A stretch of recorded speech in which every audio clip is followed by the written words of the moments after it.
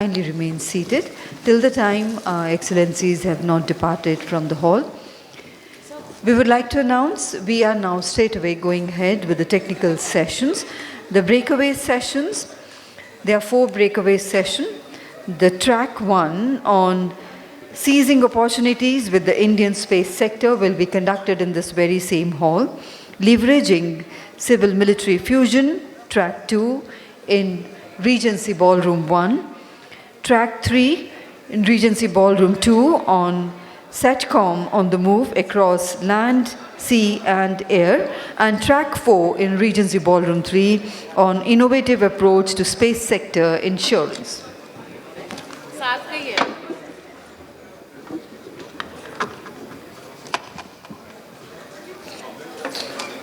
Mr. Joseph Joshy, CTO, IFSCA.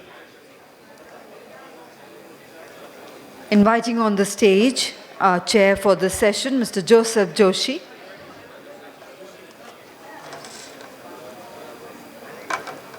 Ladies and gentlemen, we will be having the tea break post this session. I would request everybody to kindly be seated. Morning. Yes, sir, please. Have it in this session. And today's topic, seizing opportunities with the Indian space sector. The time duration is approximately 1 hour, which includes the opening and closing remarks by the chair and the session to be moderated thereafter by our distinguished moderator. I would request our moderator, Mr. Kaushik Moitra, to kindly take over. Over to you, sir.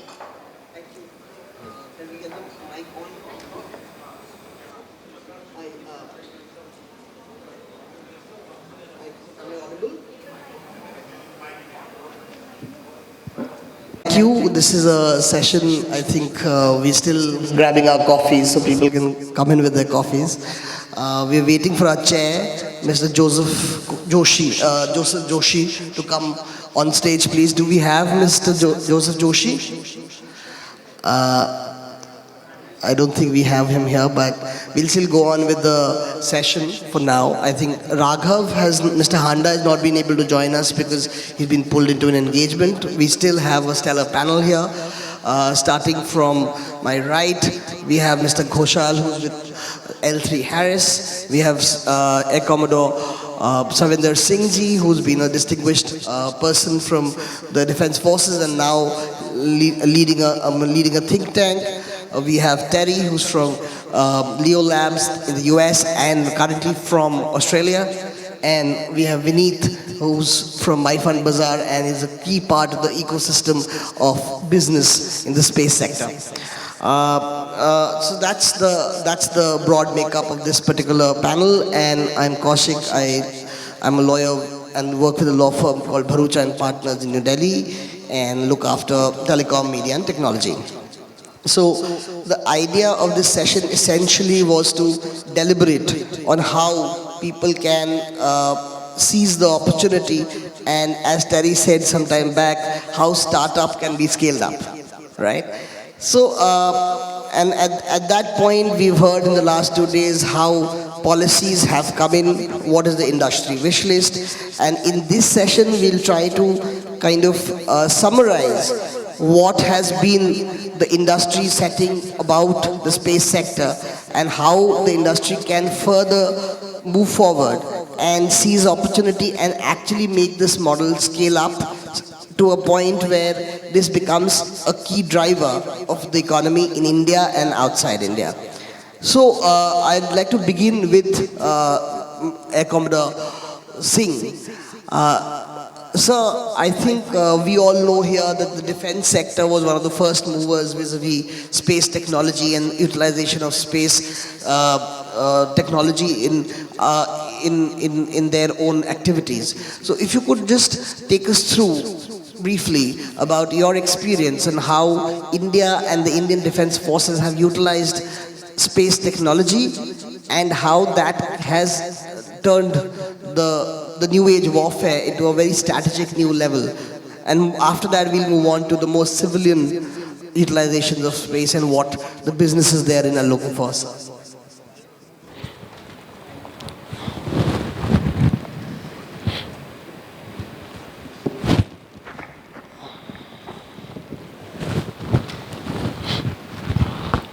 Morning, ladies and gentlemen. Thank you, Chair. Joseph, Yeah. Kaushik. So we have the chair with us. Thank you so much and welcome.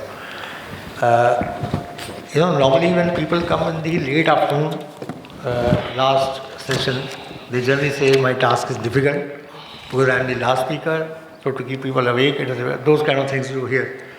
Actually, they don't realize the first speaker also has a similar problem.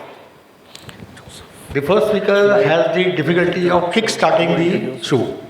How do I introduce? I'll just take you to the soccer where the centre forward is waiting for the whistle to go and then the kick-start takes place.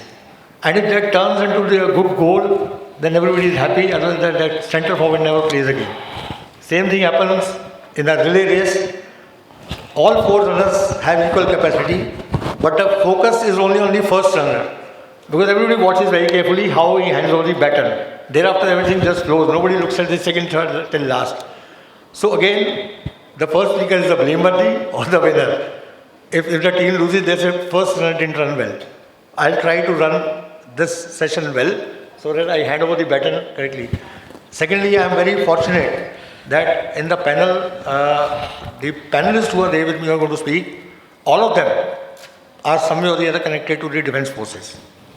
That is the advantage we have today, and that speaks to itself that how the defense has actually driven not only the space sector, but all the developments take place in technology and everywhere else, including drones that you all are watching today. The issue is, when we are now talking about the India space economy, unless we understand what is India in a perspective that we are going to tell you, we will not understand how the economy is. Everything talks about economy, but we don't understand what difficulties India faces. So just to take you through what is India, I will talk about this. Yeah, here is the map for you.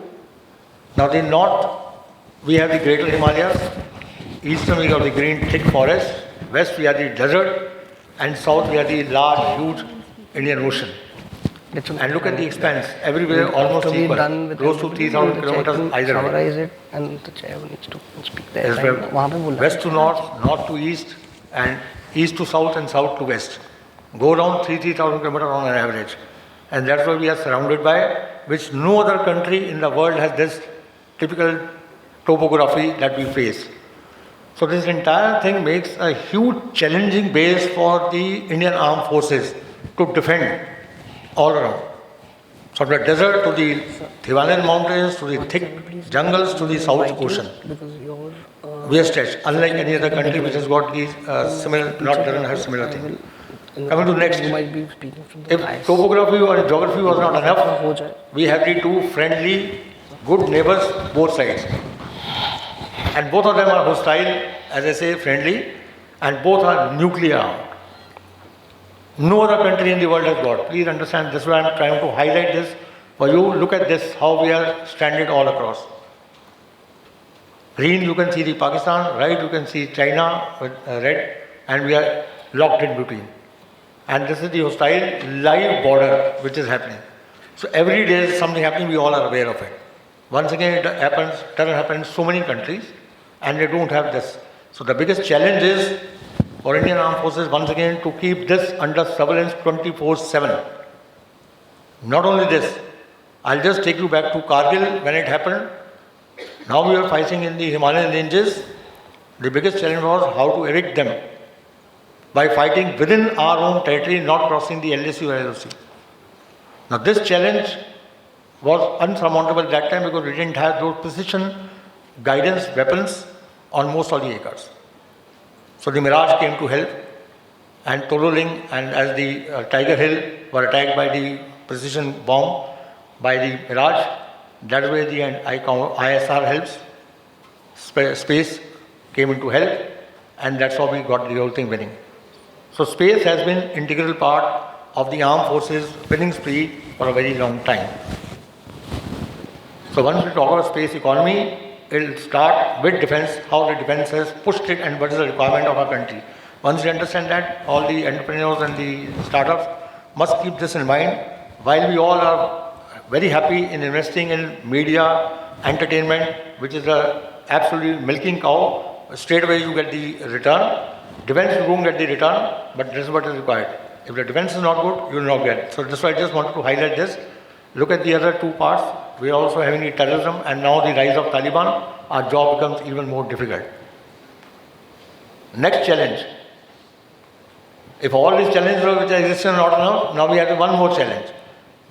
Indian Ocean, which has been the peaceful ocean transit route for almost 80% of the trade of the world, especially the oil trade, energy trade, was peaceful till the time China set its eyes on it. And the way China is expanding, it is not only India, but all the Western countries and the US are also worried. And that's why very quickly, Shinzo Abe, late Shinzo Abe, President of Japan, he came up with this idea and then we brought the Quad in. Now the Quad is by the US, Australia, India and Japan. Once again, India is there and India becomes the pivot for it. That is the next challenge which comes to us. And look at this, where India has the presence in Indian Ocean.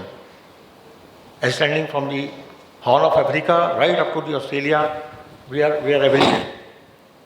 So this whole thing has to be kept under surveillance, kept under watch with what happened. I'm sure you all must be knowing the recent Chinese ship, incursion spy ship which came in and parked itself on Habantota, Sri Lanka.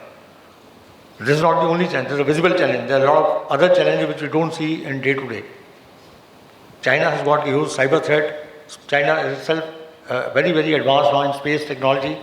It has got the ASAT capabilities and those kind of things which you all are aware. I will not go into this. But we have to cater for all this. And this is what, so India has to progress the way it is progressing. We have to put the defense sector very strong. And this all will come handy from the space assets. And this is where your market also lies. The government support it. If you look at this, the dark blue line below, which is the trade route, energy trade route, which is running south of our countries and Indian Ocean, and see how China has developed. What China has done is the dotted line which you see there is the string of pearls. So it has stopped a kind of direct access of India by creating these barriers for us. And this also once again has to be kept under constant surveillance. This is the next challenge that we have. Strait of Malacca, this is where it is. And entire trade routes, everything to the east passes through this. And this is well within our reach, even for our acres, Su-30 and all from this area. Now this, once again, this becomes very important because we have Andaman Nicobar in that area, which is once again has to be kept under control. And this full area, again becomes an area of critical importance. Now this is where the defense comes in, the needs for defense come in, where we need all hands on the deck. And space is the one which is going to give us. So your space economy, space development has to be focused on these issues. Geostatic environment which is going to affect us, as I covered Quad. Indo-Pacific is the one which is going to be the area of the next contest, which is already there. And Quad is one which is a peaceful coalition of 4 countries. However, there is a silent military behind it. India is the pivot for it. Let's be very clear. The US knows it, and that's why you will see all these recent defense deals which are taking place and the progress which is taking place with the US are outcome of this. Otherwise, US would have never agreed to give us such kind of technology. Starting from the C-130, C-17, Chinook, and the Apache. Thereafter, it came in. All these Predators are now coming in. The engines are coming in, which we never had. Engine technology is coming in. Technology transfer. All these things are happening, and US is focusing in this area. Because this area is going to be hotly contested area henceforth, with China expanding. So this is the one where the Indian Defence Forces will be looking for the space development and space support. Because now you need eyes in the air. You need the weapon control in the air. You need all the kind of communication control from this area. You need the cyber in the air. So all this will happen through the space economy. And this is where the thrust on the space economy from the defense forces is going to be very, very high. I'll come to that a little later. Next is the AUKUS military alliance, which is Australia, UK and US. And India is not part of it because it being a military alliance. The Australian officer is here and all, he will cover this. And we'll know. So this is also going to be the thing which is going to be. Look at the next, I2U2. That is the India, Israel, UAE and the USA. Entire West Asia is the focus. And there once again, India is the pivot. So your control in the defense sector and the requirement to keep your defenses up is going to be very, very high. And it has to be mapped, it has to be controlled, regularly monitored, continuously fed, and if required, precision effort. So all this will happen through space, and this is where the space market lies. Next thing which has happened recently, we all are aware, Russia-Ukraine, which is almost 500 plus days going on. And the startling thing which came out was the Starlink. Starlink, which was basically a broadband by Elon Musk, internet provision. It was used extensively for providing pinpoint accuracy of the enemy dispositions of Russian, that means, to Ukraine. And that's how the Ukraine drones were able to attack and hold on to the Russian forces. This is where the entire space comes into play. So we may look into this because this is where we'll require. I take you back to the first slide. If Ukraine has only one, Russia, we have two to handle, China and Pakistan. So this is where the entire thought has to be there, that how do we keep the entire country? It's not only one portion of the country. I covered all 3,000 kilometers, 4 parts of 3,000 kilometers have to be kept under surveillance because we have from all sides. So this is where your space requirement comes up. And it's a huge, huge market which is going to be there. It is under development. Now I come to this India space economy, this which is set for accelerated growth, and defense is going to be the driver for this. So India has developed space program. Primarily it was developed was for the peaceful purposes. Thereafter, that's why ISRO was leading into it. However, the changing geopolitical scenario, our concentration has gone on to the defense. And that's where the present situation, and we need this. So this requirement obviously is going to grow. Opening up the space economy sector to private participation is one of the best things that has happened. Because unless the private players come in, a single agency which is the government oriented does not give the development that is required. The competition comes in, the entrepreneurs come in, and the investment come in. The moment it opens to private. Obviously, private sector has its own targets to achieve. Revenue generation is the one of the big. Defense is not a revenue generation target. But yes, it can give you initial impetus. Once you have the thought in mind, government can do your funding for you. Government can support. Hand-holding can be done by the government because it benefits the government. Thereafter, you take off on your own and then you're out. For media, entertainment, anywhere. So those space assets, space economy can be given a huge boost in the private sector through defense, and that's what the aim is.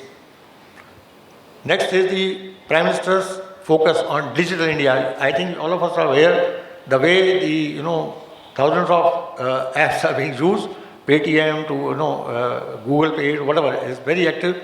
Every small hawker in our country has gone into that.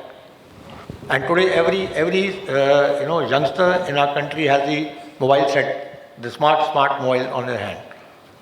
So this is the connectivity, and see the way it is. Long time back, when mobiles came, I used to hear there was a small little ad used to come, Bolo India Bolo. They wanted to promote talking because Indians love to talk. So this mobiles caught on very fast. And this is where the entire communication, so the media, entertainment, mobile, all these services, the scale is very large, and with the population we have, is very progressive population. I think the sector is going to grow, and with the private players now coming in, entrepreneurs coming in, the market is open and huge. And it's good that government has brought in this privatization. So it is affected by 2025. We are just 2 years away. I am talking about this. I am not about 2030, I am not about 2050. Just 2025, the latest study which has been done, media entertainment percentage of this is going to be 30 to 40%. Obviously so, because that is the revenue generation and that's where the interest lies. Retail enterprise is going to be 30-40, similar, almost same, again revenue generation. Defense is pegged at 20. But my conviction is that it will be the other way around. Initially, defense will have about 30-40% of the share because that's what we're going to give you the platform, launch pad for everything else to come in. It's much easier to get into the defense sector and because everything is available, everything is crystallized as to what we want, and this is where it's going to be the game changer. So the investments for space economy to grow, those are open and this defense sector is going to drive it. So this percentage is only a guideline as well. expected monetary value in 4 sectors by 2025. Again, once again, satellite manufacturing is going to be almost $3 billion. Launch services is going to be $1 billion, ground segment almost $4 billion, and satellite services will go up to $4.5 billion, which is obviously service sector will take the cake. And the main sector of interest, I put it in that order, so you see, aerospace and defense, that's why I put it at first. Okay, thereafter everything else is follow. Maritime, I just cover Indian Ocean region, and telecom, media and telecom, which is of interest of all the entrepreneurs and business community, undoubtedly. Agriculture will come in a big way. Supply chain logistics management is one other thing for both, for civil as well as defense, is going to be a huge, huge sector. And that's what the space economy is going to go. So I think with all this points, I will rest the case and all and let the other speakers continue this. And all the best, and let's hope the space economy grows the way we soon should be a space power to come in. Thank you so much. Thank you, Commodore Singh. While he was speaking, we were joined by our chair, Mr. Joshy, and we'll just reorder this a little bit. We'll allow you to give your keynote at the end so that we can continue with the first round. So please welcome him on stage. And with that, we'll move on to Amitabh. Now, Amitabh, tell us, you work for a company which provides critical infrastructure support, critical business support for anybody who's doing activities in the space sector. As a private player, what would be from this stage your wish list to the regulators and to the industry at large so that the industry in India can really take off? And what are the challenges that you're facing vis-a-vis seizing the opportunity, if I may say?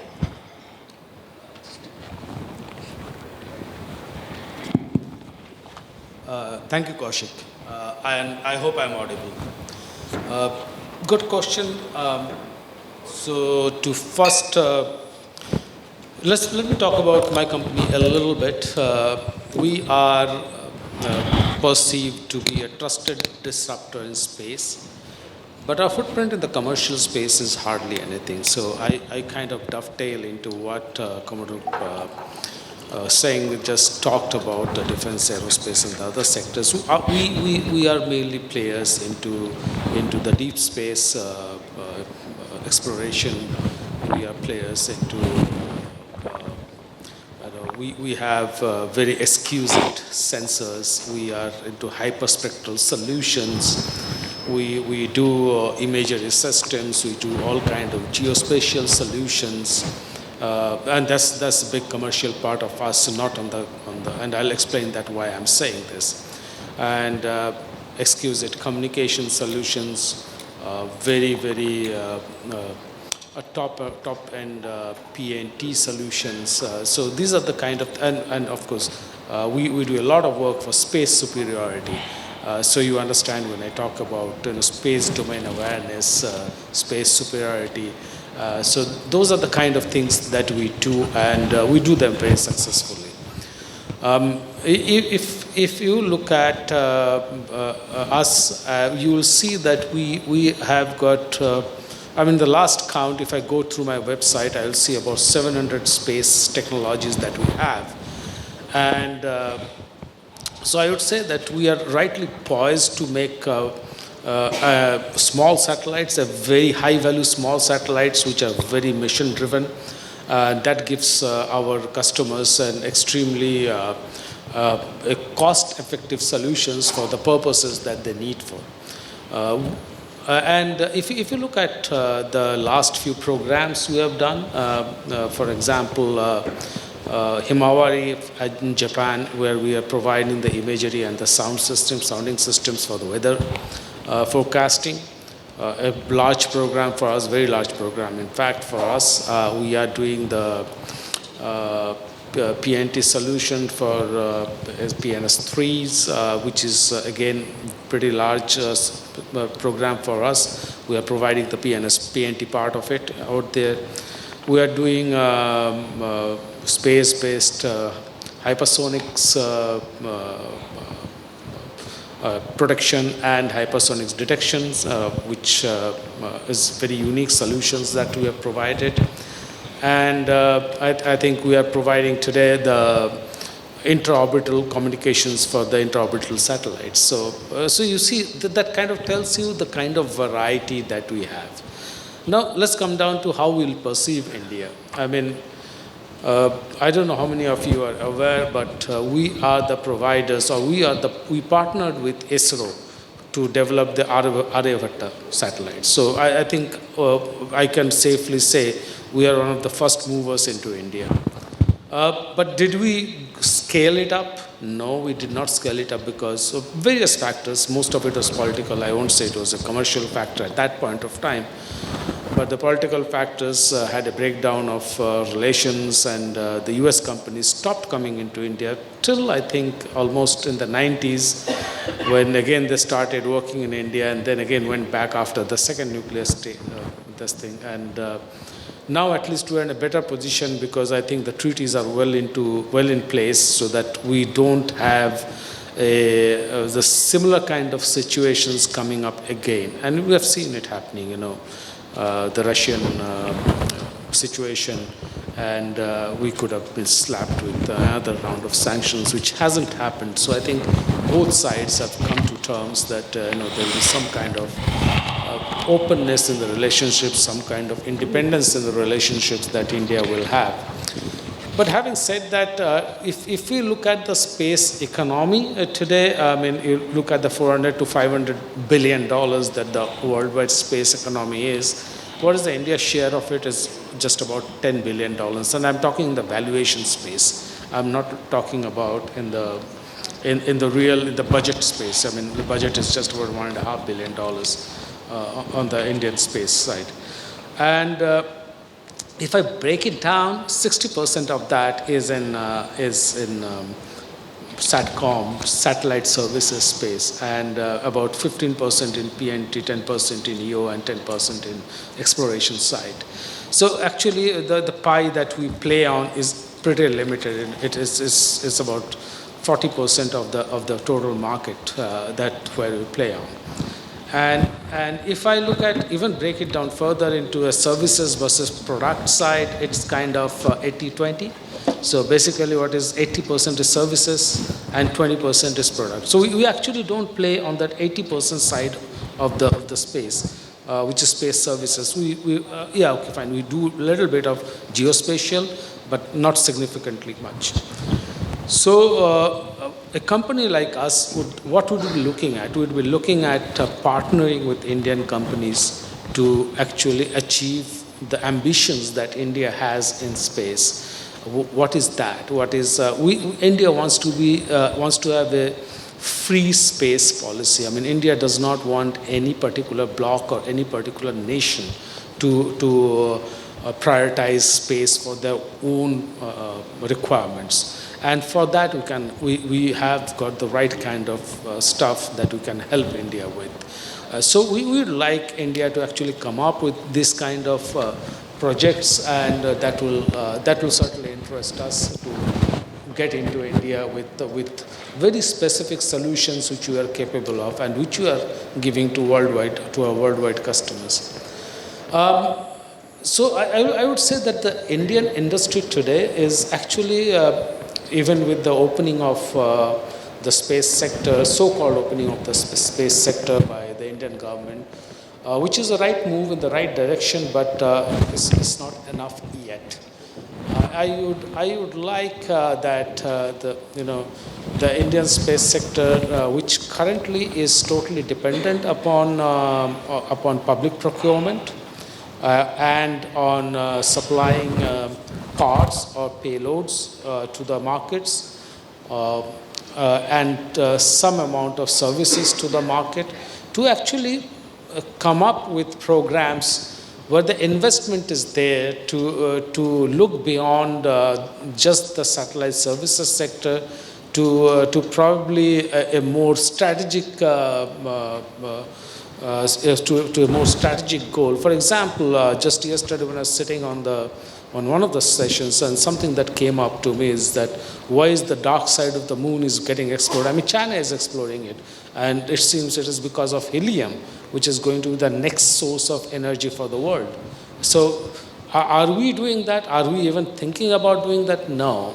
So I think if we are talking about space superiority, or we are now thinking about investing on a strategic manner into space, certainly, it makes a lot of sense for us and the US companies to come in. What is very strange also, if I look at that board out there, there's not a single US defense or company in the US defense space into that, in the names of that. And I have not actually met any of my counterparts out there. That just tells you the story that India is not really investing on the strategic part of the space. What India is doing is great into the satellite services, and that kind of also tells you the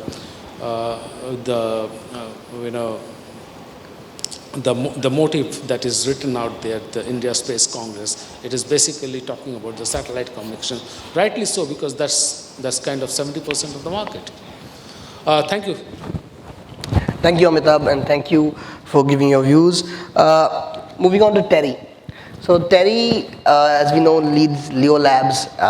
And Terry, from you, we would like to know a little bit about the global best practices, what Leolabs has been doing across the world, and some specific examples of how countries and economies have really benefited, and before they benefit, what have economies done so that an ecosystem can be created where business is actually empowered, right? Go on. Okay, thank you. And it's great to be back in India. It's my third trip to Delhi in the last 12 months. I'm becoming a frequent flyer and a frequent attendee. So Leolabs, if you don't know about the company, is really a startup out of the United States. We formed in California in 2016. And Leolabs in Australia, in fact, has only been going for a couple of years, with myself having just retired from the Air Force. But we've learned a lot of lessons about seizing opportunities and growing business around the world, and hopefully some of those lessons do apply here in India as well as we try and globalise our business. The very first thing I think it's important is about forming strategic partnerships around the world and finding friends and companies and organisations that can help you take opportunities in new areas of business, and also offer back in many respects what we can do for the industry. So strategic partnerships are really important. We have formed a few here. In fact, the first one is with SIA-INDIA, and we're associate members now, and I'd like to congratulate SIA-INDIA for running the second Space Forum Congress I've been to. But very, very good collaboration and networking opportunities for companies like Leolabs. So that's important, but other partnerships, we've got a partnership now with Amitech Electronics here in India. We see Amitech as an important company to help us potentially bring investments into India with radar systems and other such things. They've got experience in doing so with other US companies. And of course, it's not exclusive. We're aiming to form further partnerships. So partnerships are really the way you start that journey. And in the United States, we have long and deep partnerships with some of the new space companies, and we've grown up with them. And that brings me to the second point. Beyond partnerships, it's all about collaboration. Space is a very, very hard industry to be successful in. No one company can do everything themselves. We need the support of government agencies and the commercial sector to be successful in space enterprise. Now, our collaboration journey is really important to our success thus far. And as I said, the company's about 7 years old. And we started to provide our space situation awareness, traffic management and exclusive services to companies like SpaceX as they were growing. So we've sort of grown up with SpaceX in many respects.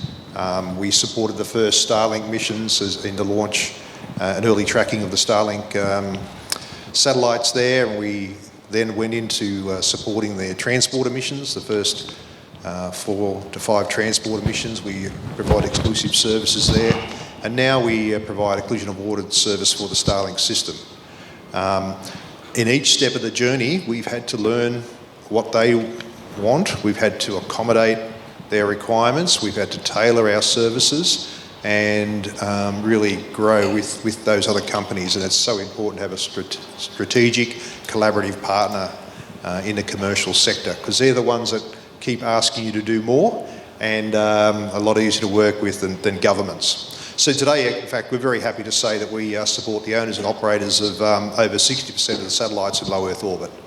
That includes the Starlink system, OneWeb, Planet, Maxar, and pretty much most of the commercial satellite industry in the United States. But that's all been through collaboration from day one, and also in working with the company through its various stages to offer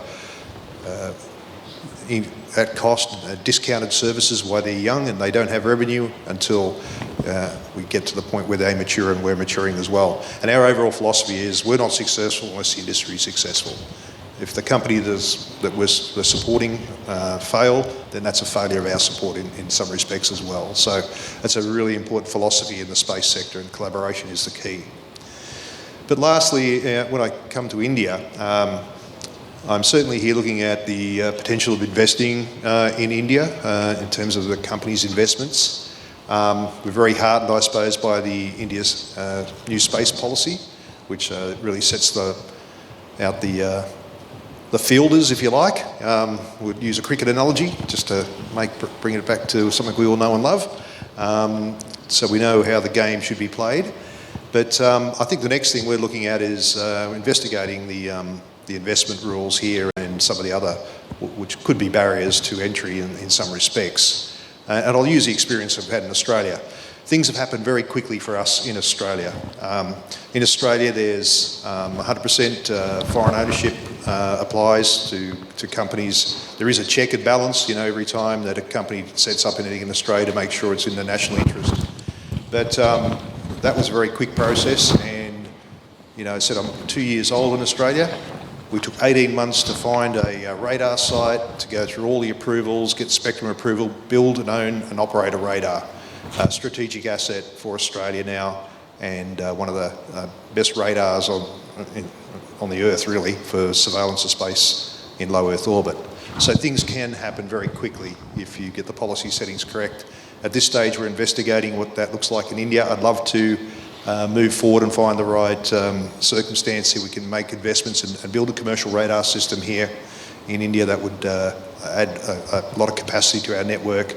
We would love another system or a system in Central Asia and then Indian Ocean. We'll come to that because we're actually prioritising on the Southern Hemisphere at the moment and some of the equatorial sites.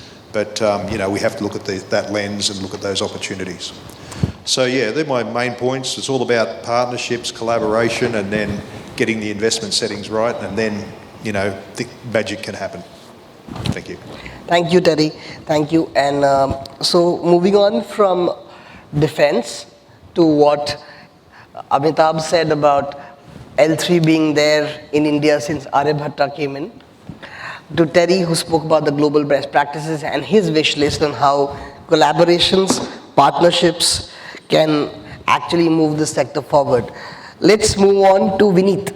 Now, Vineet is an interesting cog of the space economy. While we speak about a lot of things, but people say that business needs capital, right? And Vineet is the person who speaks to capital, or at least procures capital.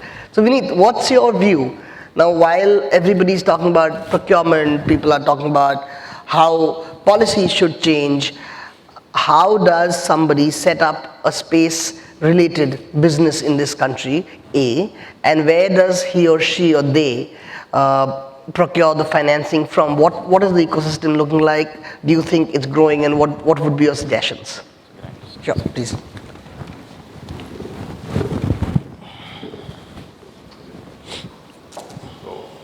Good morning, everyone. I hope you can hear me. So, everybody's spoken about the government aspect, the defense aspect. I want to talk about the startup aspect, because that's what mainly everyone, the majority of people here are.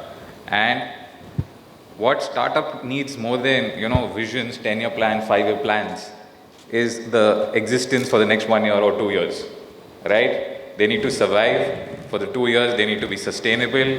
And the problem comes down to is funding, sustenance, what are the kind of services they are doing. What I want to talk about, two opportunities. When we talk about opportunities in the Indian space sector, one is for the foreign entities which are looking at India, and the second is the Indian entities. when we look at foreign entities, why the collaboration is very important for us is that there will be no one country, probably besides the only country which is leading, that can financially sustain and grow. And the reason being is they actively take care in the financial markets. Most of the companies which can and have the might and the bandwidth to do, because they are financially, they can sustain it. Today, for other countries, probably the second country after leaving, because they're not open to collaboration, any other country beyond that needs to collaborate and go together to go ahead in the space wars, right?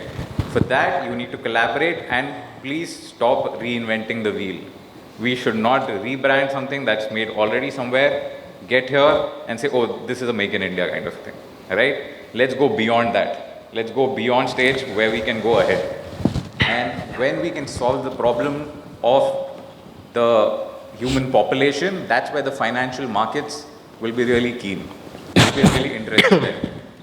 I'll give you an example into how space sector and the financial markets collaborate together. So historically, if you know, there were future markets where oil and OPEC used to be deciding what the prices used to happen, correct? But it was all based on speculation. As soon as there were certain hedge funds in the US who used space technologies to scan through which areas have oil reserves in the highest form, they knew which is the inflated markets, right? And that's where that shook up the future markets automatically, because we could speculate, okay, this country is actually having higher reserves than what they are holding on to. And that's what changed everything. So for downstream services, please go to the financial markets, go to real estate markets. I will give you an example of Africa.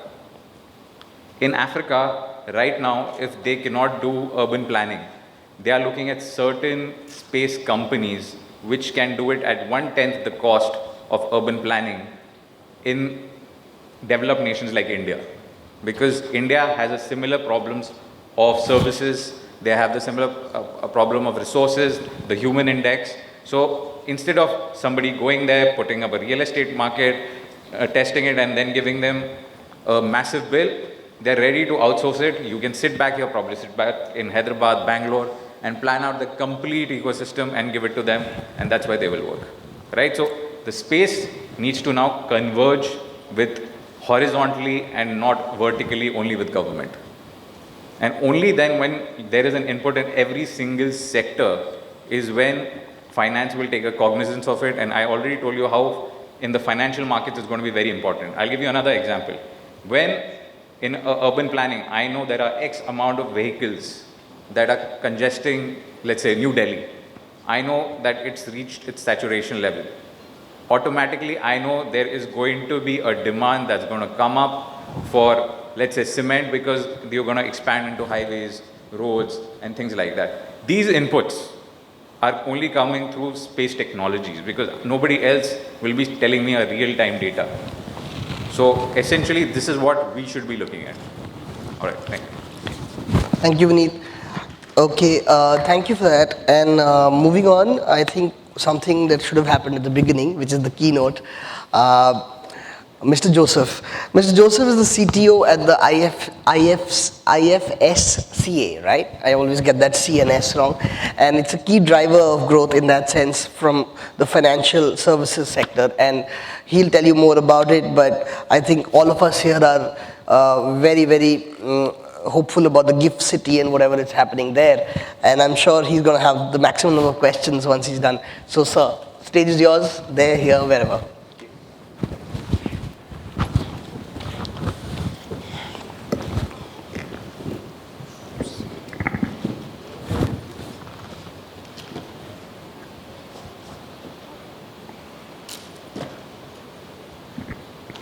Okay, good morning.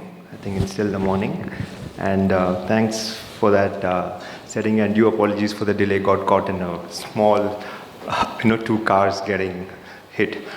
But somehow I'm here and very privileged to be part of this.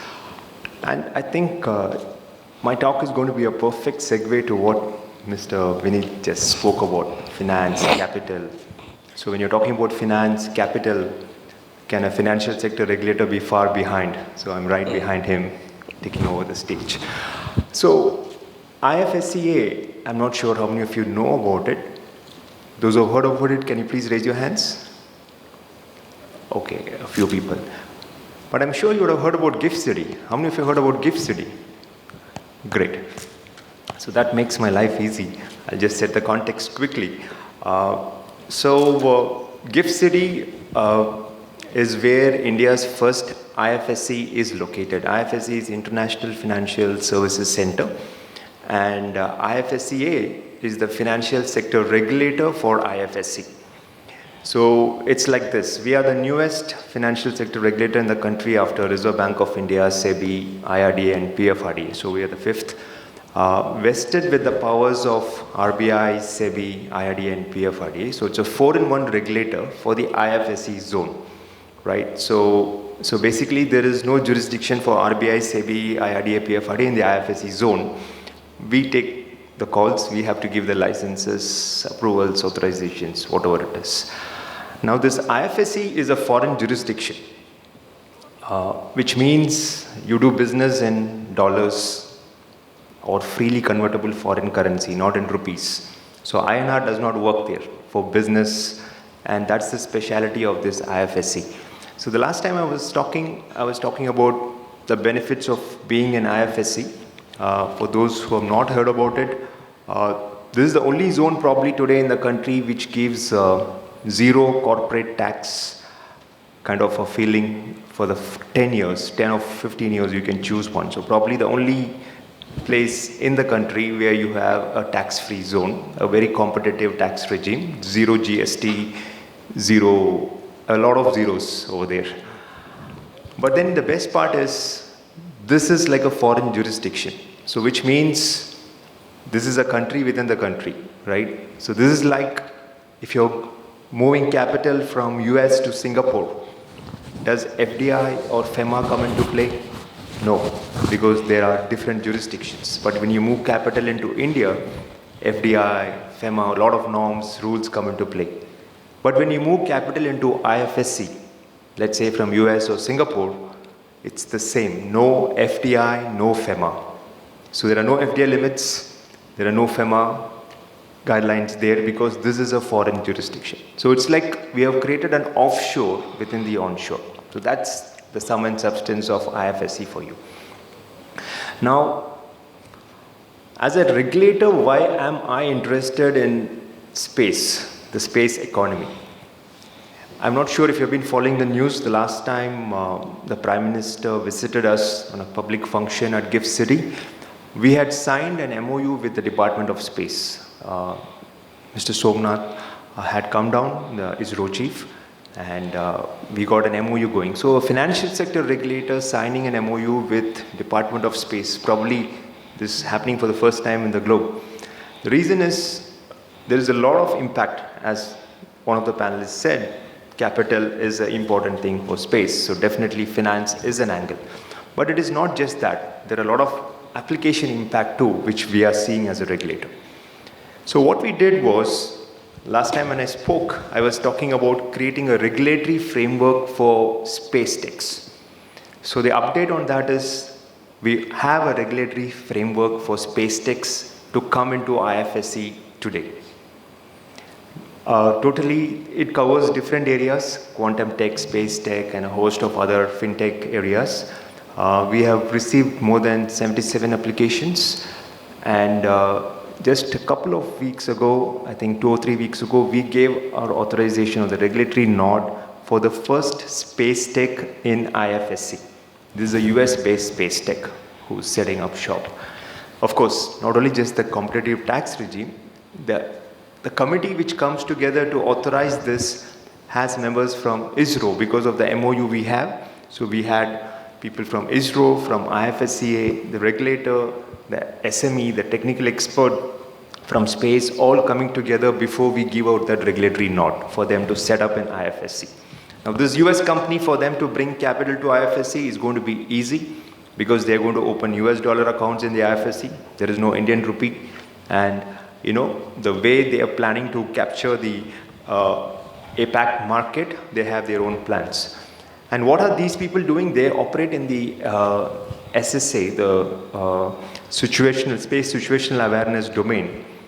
And you might ask, how are they linked to the financial sector activity which we are trying to do?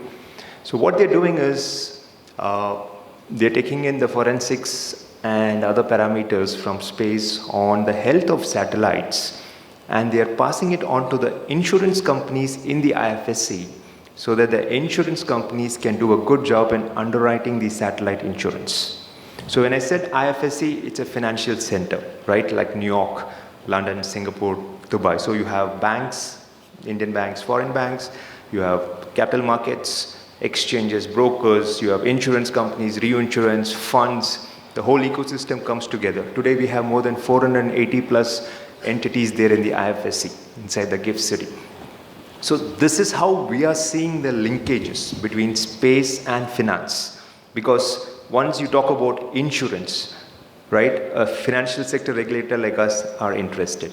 Similarly, we have applications in, say, lending, a lot of applications we just spoke about. One area where we are seeing a lot of traction is on the sustainability part. There were some very nice topics also on that, SDG goals.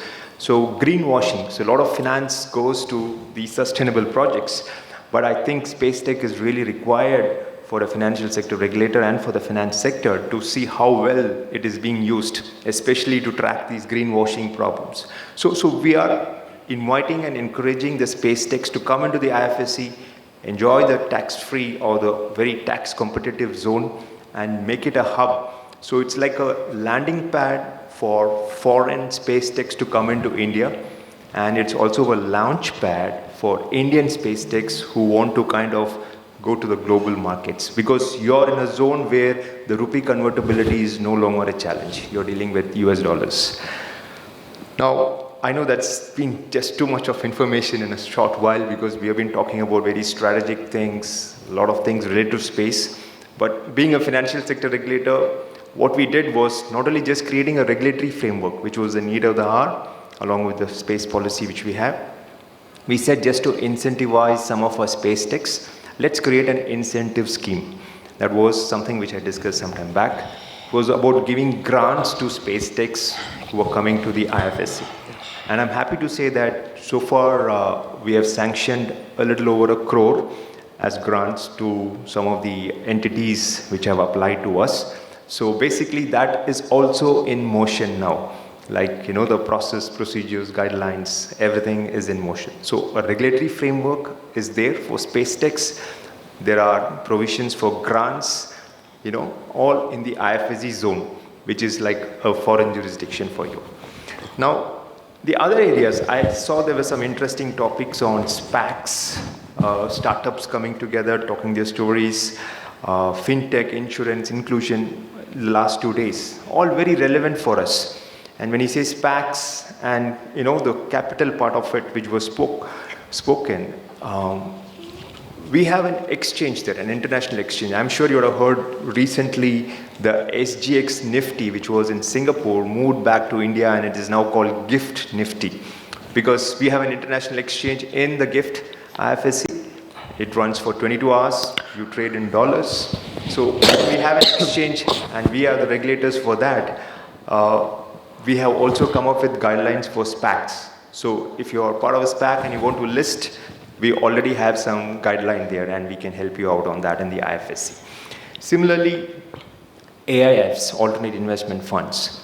There are a lot of investors who might have an appetite to kind of come into the space economy. I know they need to be kind of wedded into it for a long duration, because it's not a quick return, but there are investors with that kind of an appetite.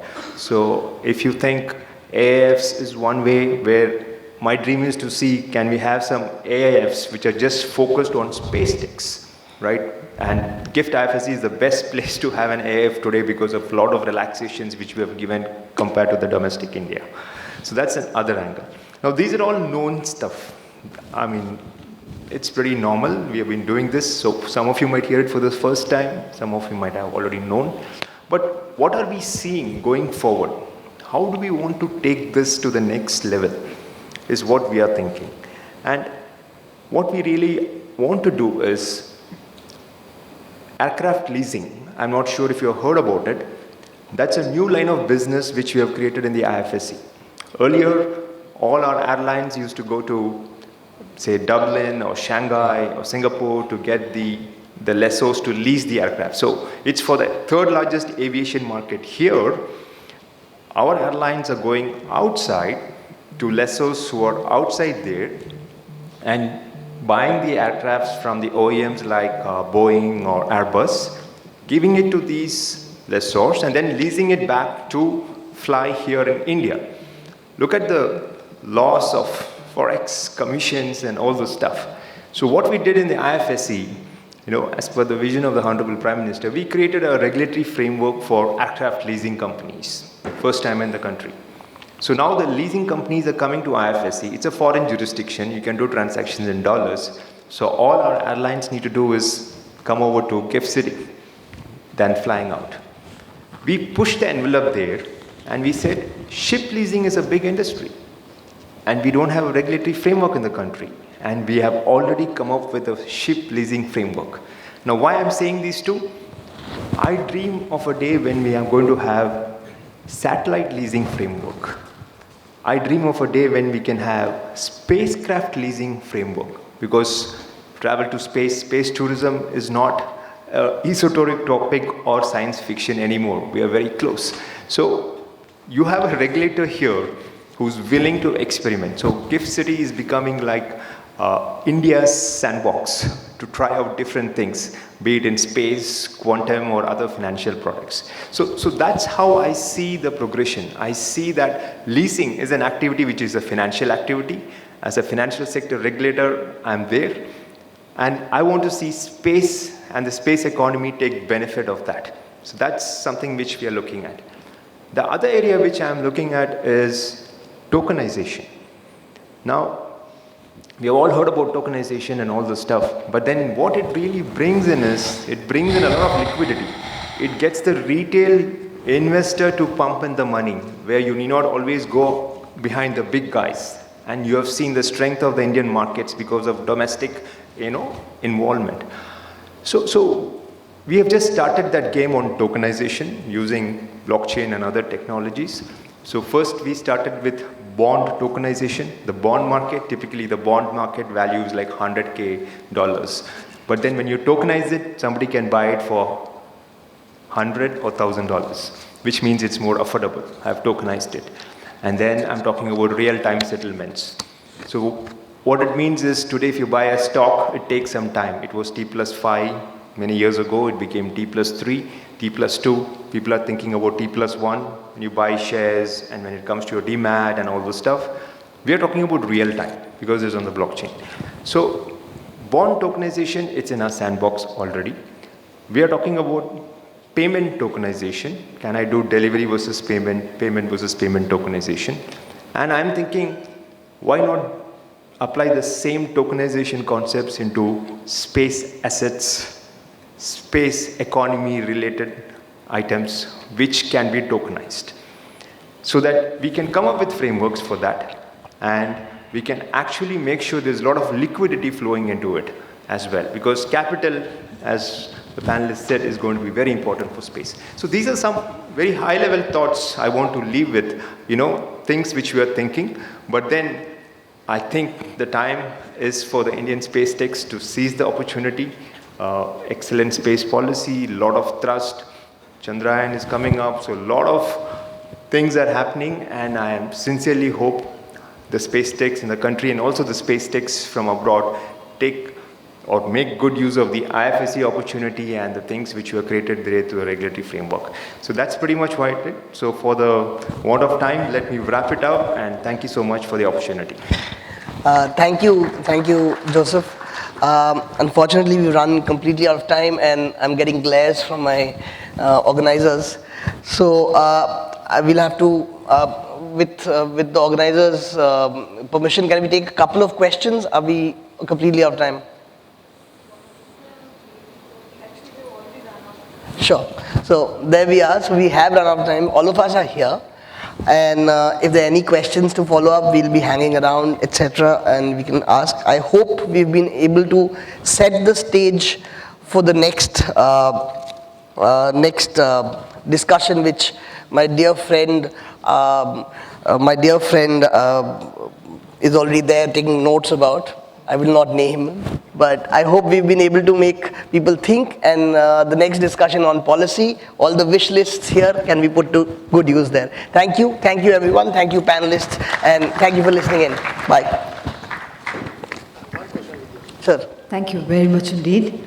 And may I request the panel to kindly come together for a group photograph before we close this session.